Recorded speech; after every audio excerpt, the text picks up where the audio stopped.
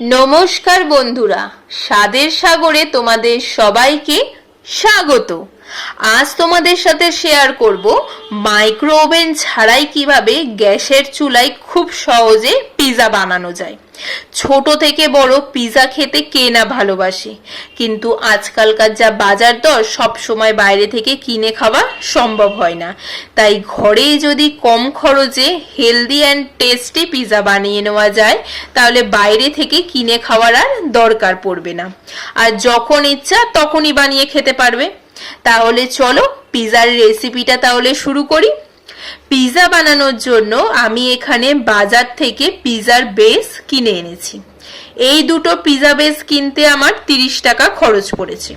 তোমরা চাইলে ঘরেও এই পিৎজার বেস বানিয়ে নিতে পারো, কিন্তু অল্প সময়ে ঝটপট পিৎজা বানাতে চাইলে এই পিৎজার বেস কিনে এনেও বানাতে পারো।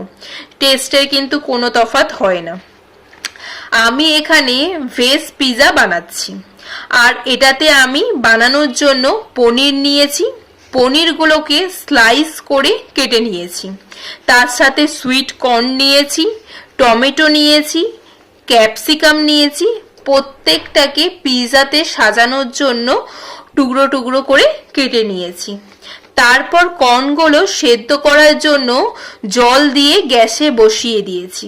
তারপর অল্প পরিমাণ নুন দিয়েছি, যাতে তাড়াতাড়ি সেদ্ধ হয় আর কর্নগুলো খেতে ভালো লাগে। এরপর একটা প্লেট দিয়ে 5 মিনিটের জন্য ঢেকে সেদ্ধ করতে দেবো। 5 মিনিট হয়ে গেলে গ্যাস অফ করে দেবো, কারণ কর্নগুলো সেদ্ধ হয়ে গেছে। বেশি করলে কিন্তু গলে যাবে। তারপর সেদ্ধ করে নেওয়া কর্নগুলোকে বাটিতে তুলে নিয়েছি। কর্নগুলো আরো টেস্টি বানানোর জন্য আমি 2 চামচ বাটার দিয়েছি। অল্প পরিমাণ গোলমরিচ দিয়ে ভালো করে মিশিয়ে মেখে নেব। এরপর গ্যাসে কড়াই বসিয়ে দিয়েছি। কড়াইটা গরম হলে অল্প পরিমাণ তেল দিয়ে দেব। তেলটা গরম হলে এক এক করে পনিরগুলো দিয়ে দেব। পনিরটা উল্টে পাল্টে লাল লাল করে ভাজা হয়ে এলে অল্প পরিমাণ নুন দেব, অল্প পরিমাণ ম্যাগি টমেটো সস দেব।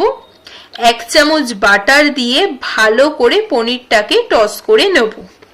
তারপর অল্প পরিমাণ গোলমরিচ গুঁড়ো দিয়ে নেড়ে নামিয়ে নেব। এবার হলো পিৎজা রেডি করার পালা। তার জন্য আমি একটা মোটা প্লেট নিয়েছি, তাতে 1 চামচ তেল মাখিয়ে নিয়েছি। তোমরা নাও মাখাতে পারো, এটা অপশনাল। তারপর পিৎজার বেসটা বসিয়ে দিলাম। তাতে 2 চামচ ম্যাগির hot and sweet tomato sauce দিয়ে ভালো করে মাখিয়ে দিলাম পুরো বেসটাতে। এরপর 1 চামচ পিৎজা সস দিয়ে আবার পুরো বেসটাতে মাখিয়ে দিতে হবে। এরপর তন্দুর মেয়োনিজ দিয়ে আবার এটাকে ভালো করে মাখিয়ে দেবো। পুরো বেসটাতে যাতে সবকিছু সমান পরিমাণ থাকে সেই হিসেবেই মাখাতে হবে। তারপর এখানে 4খানা চিজ এর কিউব গ্রেট করে নিয়েছিলাম, সেটাকে অল্প করে দিয়ে দেব। এরপর ক্যাপসিকাম গুলোকে সাজিয়ে দেব। তারপর টমেটো গুলো সাজিয়ে দেব। তারপর পনির গুলো সাজিয়ে দেব। তারপর কর্ন গুলো সাজিয়ে দিয়ে ওপর থেকে চিজ ছড়িয়ে দেব। তারপর অরিগ্যানো ছড়িয়ে দেব, চিলি ফ্লেক্স ছড়িয়ে দেব। আমাদের ওভারলোডেড পিৎজা সাজানো হয়ে গেছে। এরপর এটা গ্যাসের চুলায় বানানোর জন্য আমি গ্যাসে কড়াই বসিয়ে দিয়েছি। কড়াইটা গরম হলে ওর মধ্যে 1 কাপ নুন দিয়ে ভালো করে নুনটাকে পুরো কড়াইতে ছড়িয়ে দেব। তারপর ঢাকনা দিয়ে ঢেকে নুনটাকে গরম হতে দেব। নুনটা গরম হয়ে গেলে আমি ওর মধ্যে লোহার একটা উঁচু স্ট্যান্ড বসিয়ে দেব। এমন স্ট্যান্ড বসাতে হবে যাতে নুনটা গরম হয়ে গেলে ওর ওপর থেকে একটা গরম ভ্যাপার ওপরে ওঠে। তারপর এর ওপর পিৎজার প্লেটটাকে বসিয়ে দেব। প্লেটটা কিন্তু অবশ্যই মোটা জাতীয় নিতে হবে, না হলে একটার জায়গায় 2টো প্লেট বা থালাও ব্যবহার করতে পারো।